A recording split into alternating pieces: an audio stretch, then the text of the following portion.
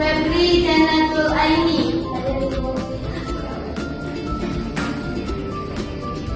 Gela Aulia. Iva Astila Lima. Mela Setia Sari.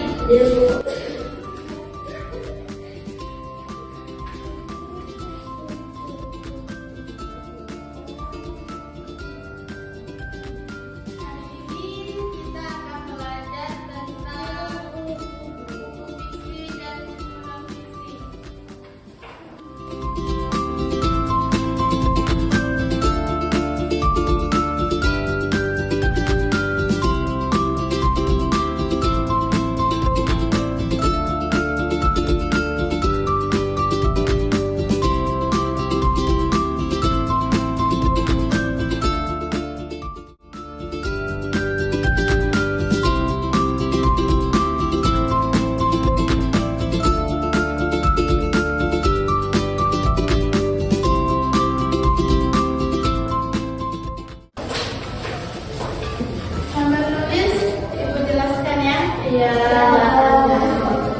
Sebelumnya ada yang tahu apa itu buku fiksi dan non-fiksi? Nggak tahu. Buku fiksi adalah buku yang ceritanya bisa disebut sebagai khayalan, rekaan, dan bisa kita sebut dengan tidak nyata. Terus fiksi biasanya cerita fiksi bisa kita temukan di novel, legenda, dongeng. Itu adalah contoh dari buku fiksi. Ini yang disebut buku fiksi. Ada yang tahu ini apa? Novel itu termasuk buku fiksi apa non-fiksi?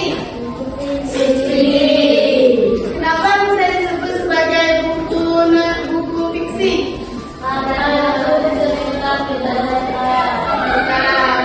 Ini novel itu adalah cerita yang tidak nyata. Biasanya itu berdasarkan imajinasi penulis. Terus kita buku non-fiksi.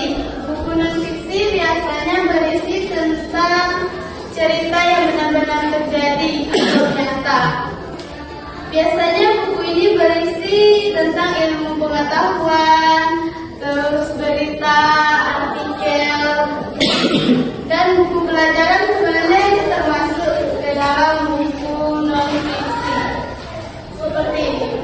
Ini adalah contoh buku non-fiksi. Ngerti?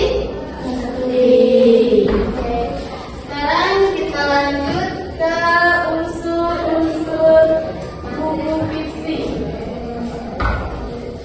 Buku fiksi memiliki beberapa unsur, yaitu tema. Ada yang tahu tema itu apa?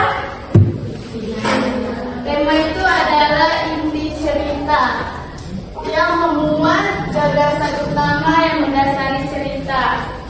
Terus yang kedua, tokoh dan penokohan, yaitu pelaku dalam cerita beserta sifat dan karakternya. Misalkan ada yang antagonis itu ada yang tahu antagonis itu apa? Antagonis itu adalah pemeran yang jahat. Kalau protagonis itu adalah yang baik.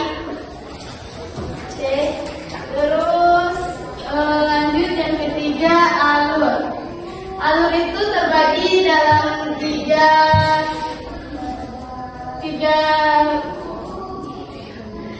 bagian, yaitu pertama ada yang namanya alur maju, ada yang namanya alur mundur, dan ada yang namanya alur maju mundur.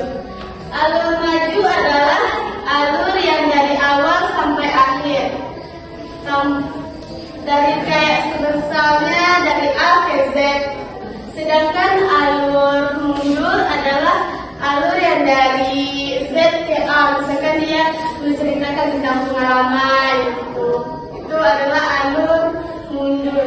Terus alur yang disebut dengan alur maju mundur adalah alur yang pertamanya kan maju, misalkan dia menceritakan tentang suatu hal, terus dia flashback ke belakang, itu namanya alur maju mundur. Terus yang keempat, latar. Latar juga meliputi 3 bagian. Ada yang namanya latar tempat, latar waktu, dan latar suasana. Latar waktu itu termasuk ke dalam waktu, misalkan tanggal sekian, misalkan.